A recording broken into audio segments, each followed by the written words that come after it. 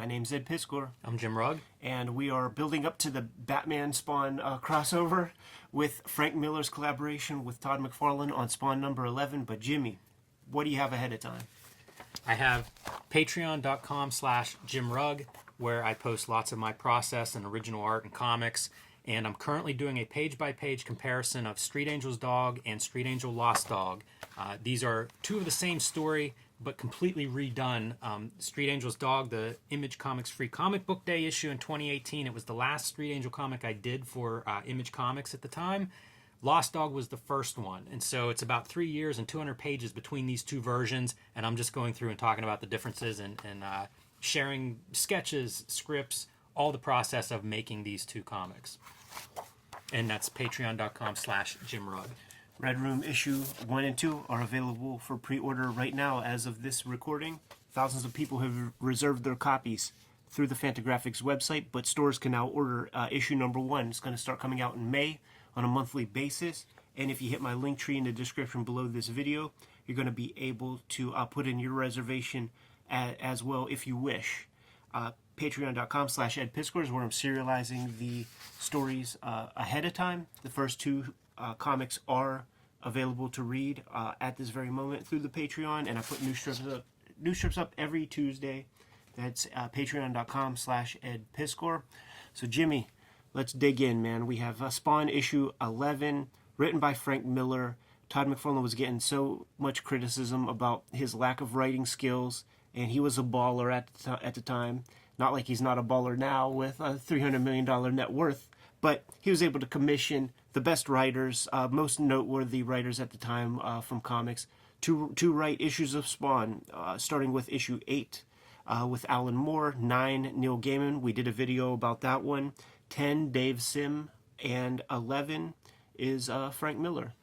You know, it's funny. You think like he did this to address his critics, but when I look at this, he had a good idea and a way to sell issues, 8 through 11 of Spawn. It's brilliant. It's brilliant as a sales piece. It's really cool as an artifact, and it's really cool even all these years later to go back and look at this and see what some of the hot writers of that time period came up with, what a one-shot looks like from their hands.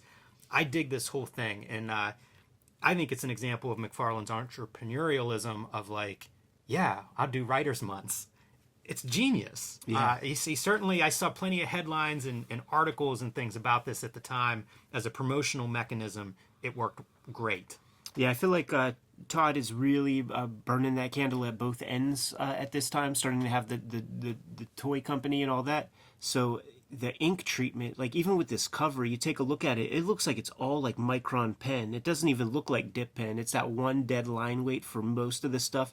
Not far removed from Trencher artwork, man. Certainly the color helps out along too, man, with like the greens and the magentas and stuff. This is a wild color treatment, and it probably one of the first non-Steve Olive treatments since the Ken Steacy days. So that kind of like, staring at these comics at a molecular level when they were coming out, I just compared and contrasted so much, so this was a different color treatment. With Kiko Taganashi and Ruben Rude doing the color here, these were guys that worked for Steve Olive in that like little town, that little 300 person town that had eventually 4 computer coloring houses. When these guys would kind of break off, Kiko would go to Rob Liefeld's Extreme Studios. Ruben Rude, I think, would become a Wildstorm guy.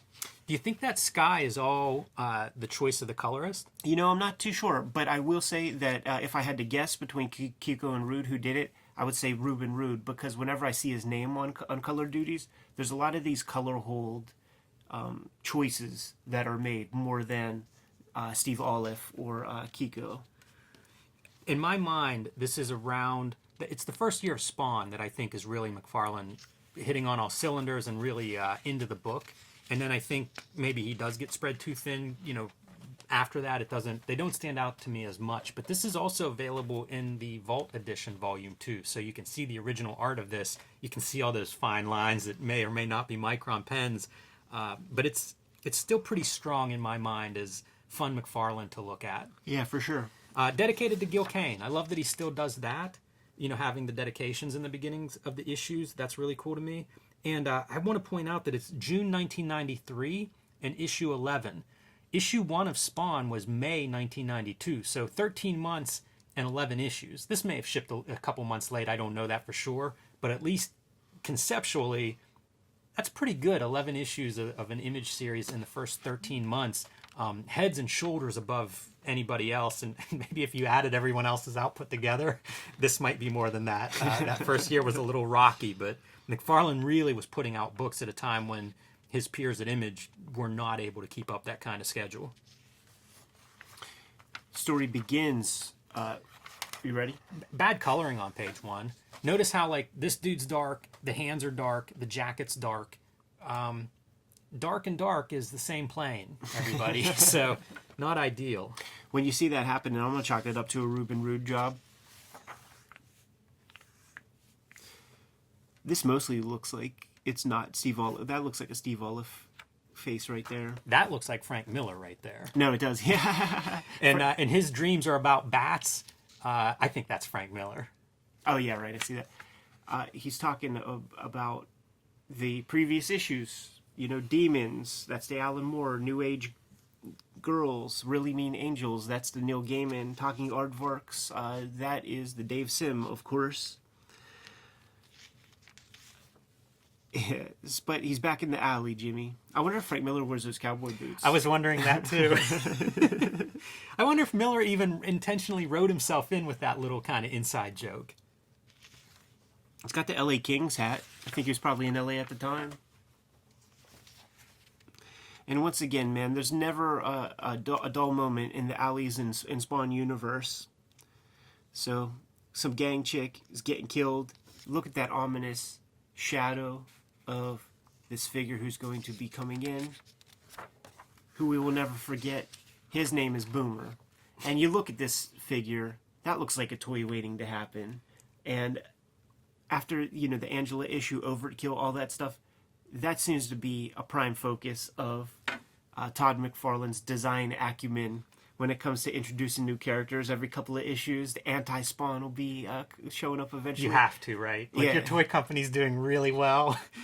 Yeah, man, you got to get some characters in there to populate. Do you know if that was a character, No. Boomer? Did that ever come out? It seems like it could have been, but it would have made sense. It looks ready for it, man. But McFarlane's a smart guy, man. G.I. Joe was like on the wane, and he's like, I'm not going to do a G.I. Joe. I'll do a big, you know, cyborg gorilla. One of the, I kind of like the concepts of this issue. Boomer is part of this gang that's having a turf war on the streets. We're going to come to learn that there's actually two gangs. The girl that was killed on the page before, you know, being a member of the other gang. They're nerds and creeps, and I like this concept, but it feels like this is McFarlane drawing as fast as he can to get this thing together, because the gangs are pretty indistinguishable. Totally. And I would have loved to see these gangs fleshed out more, where you had like some really distinct nerd characters, you know, Revenge of the Nerds kind of nerds, but with their guns and fighting this kind of street war. Yeah. We don't get a lot of the visuals that reinforce the nerds gimmick, unfortunately, because I think it's a cool idea. But you also run through it in one issue, so I don't know how much time you want to spend developing all these characters at one and done. You do have some good center wounds that go straight through Spawn's body. Like, McFarlane played with this in the early issues and hit or miss, but I think that's a good one right there. I mean, the all-time great is whenever Violator rips out his heart early on, and we get that for a gaping chest wound. Yeah.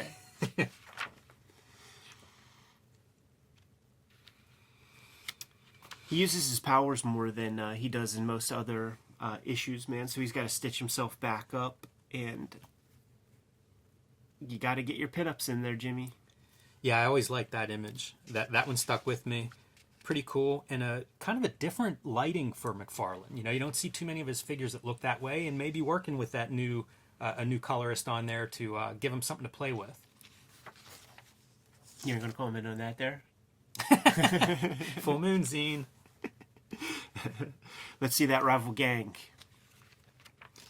Yeah, he let Boomer go so he could follow him back to the headquarters and learn more of what's going on. Oh, right, yeah. So the leader guy, man, is Byron with a backwards R. So we're trying some coloring here. Not as much of a fan of that stuff, but I'll applaud any cartoonist for trying stuff. And again, if he's switching over colorist, maybe you are testing it out, see what you can get. This is the 1990s, man, and McFarlane is approaching semi-middle age at this point.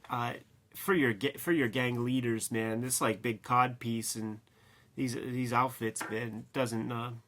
It's very otherworldly, we'll say. But I'm sure McFarlane has no interest in underground comics or anything, but I like to think that that's like Spain Rodriguez trash man back there. That's good. I'm glad to see that. Yeah. He's part of the gang. Yeah. I like the grenades for like his armband. Yeah, like removable grenades on the action figure. This little weasel guy, man, like a little Dr. Octopus cartoony guy, speaks to the McFarlane cartooning that he would do, man. Like his bizarro world, Michael Golden, or Michael Golden turned up to 12. That guy to me fits good for like a nerd gang design. Yeah. Yeah, got the Mo Howard haircut going, Yeah, a there's little bow cut. some cliches in there, but why not? It's shorthand. It's cartooning. So I guess the difference between the gangs is the nerds are green and the magentas are the creeps. That is the big difference. Green and magenta are their gang colors. Yeah. Go back one, man. There's a really cool panel here. I think that looks good. Kind of out of context of anything, but those faces look pretty cool. Sure. Man, and they're still trying to figure out exactly what happened whenever the creeps show up and see that that woman from the beginning is a creep, and now she's dead, and the creeps are not happy. So when they start to set up this gang fight, it really sounds like the 300 a little bit, or it's like, there's a corridor where we can box them in, and all, like that's 300 talk, man. I was thinking, is it Yojimbo where the two rival crime gangs are pitted against each other? Right. I feel like there's some shades of that kind of classic story of one gang versus another. Todd McFarlane goes, and in the action figure, we'll have these guns that come out of his wrist. You know it. That would have been a cool looking toy. Oh man! Once again, you missed your centerfold, Ed. I want to imagine a young Ed with the Jeff Darrow poster hanging on his bedroom wall, because that's some badass shit, man, and really great use of black for to define this image a little bit, give us a focal point in what is a very, very busy image by Jeff Darrow in black and white. Kind of cool to see how that works, and I think it works pretty well again because the blacks help. Yeah. This is super cool, and this is the first Jeff Darrow I've ever seen, so I did have the pinup. Rusty and Big Guy. Yeah. It's weird to me to think that I've ripped that out. And here's our corridor, our guys approaching one another, while Spawn does a light show over their heads. And look, Spawn is bouncing back and forth between your cyan and magenta gang colors. Well, he doesn't want to get shot. Ah, makes sense. Provoking both sides with these colors that they can't tolerate. This could have been so much more. Like, what they're trying to go for here, but it barely kind of works. Yeah, that's my takeaway for this story. I like the concept. It seems good. This is almost one where, like, it might be better decompressed. Give me 2 issues of this. Let's see some build up. Flesh out a couple of those gang characters more. Yeah, you have this character running, gets pushed back, got another dude flying back. Almost nothing happens in this panel except for the 2 characters dead. You want more bodies coming. You do. Carnage, blood, bodies, explosions, all of it. And then Spawn hiding in a dumpster? Yeah, that's weak. And hey, it's not weak. I've stolen that for Street Angel's dog. But you get the sense of it's like the same amount of letter. You would want that to start to slow up too. That should change. That should build to a panel that's nothing but letters, and then a few sound effects in the following panel of like the last couple men standing. Totally. Nice 2-page spread. Yeah, pretty good. There are body parts that are dismembered. There's some carnage on these pages. I like that. Torsos with no legs, arms without bodies. A lot of head bleeding. He draws these big fat digits on these dudes with super tiny, like, fungal fingernails. It's gross. Man, it's real disgusting. Sausage fingers. Yeah. And the part of the comic that everybody remembers, and we're not abiding by page turn surprises or anything like that because Frank Miller is just like, yes, I will take $100,000 to write this thing for you really quickly.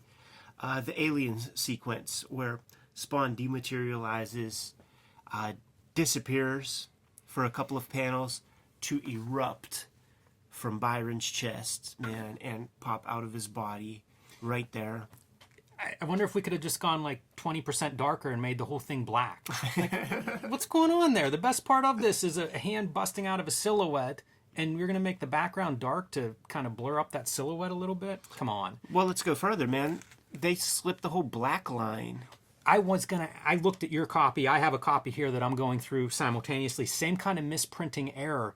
I love it on this panel. I think it looks really disturbing, but that's an accident. That's something went wrong. Yeah, it doesn't That wasn't look right. intentional because it also slips on this panel. It's not like it's just an effect. It's weird. I do like it though. It's very weird. That's a happy accident. That's a Bob Ross moment in a Todd McFarlane comic. Our coup de grace, our swan song for the issue is Spawn just chucking Byron's head, Byron with a backwards R, and life goes on. And Frank Miller gets $100,000 for not doing too much, man.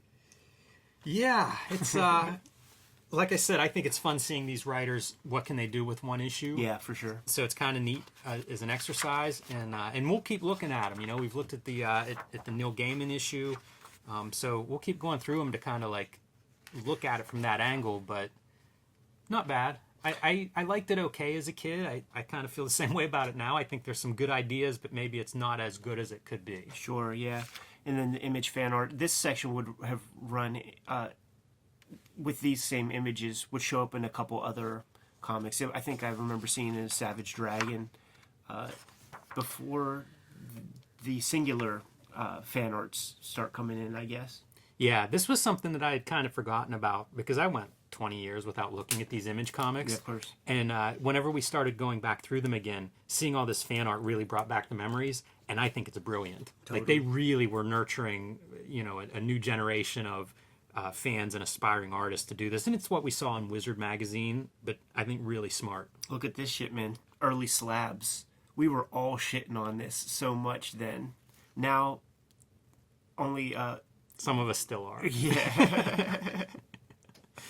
Acid free. Only $10.95. See, they figured out the business of it because I think there's like percentages or something involved when it's like, you know, an Amazing Fantasy 15. You ain't getting it done for $10.95.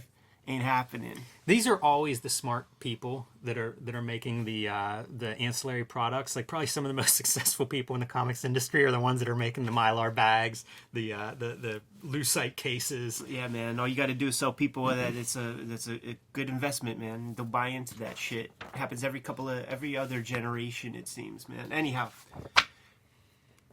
got a good look at the Frank Miller Todd McFarlane tandem before we inevitably take a look at Spawn meets Batman, or Spawn versus Batman, whatever it is. Yeah, I'm curious about the timeline. Do you think that's already in the works when they do this issue? Do you think it comes out of them doing this issue and Todd being like, hey, that 100K, let's turn that into like $1 million? Yeah, it's a good question.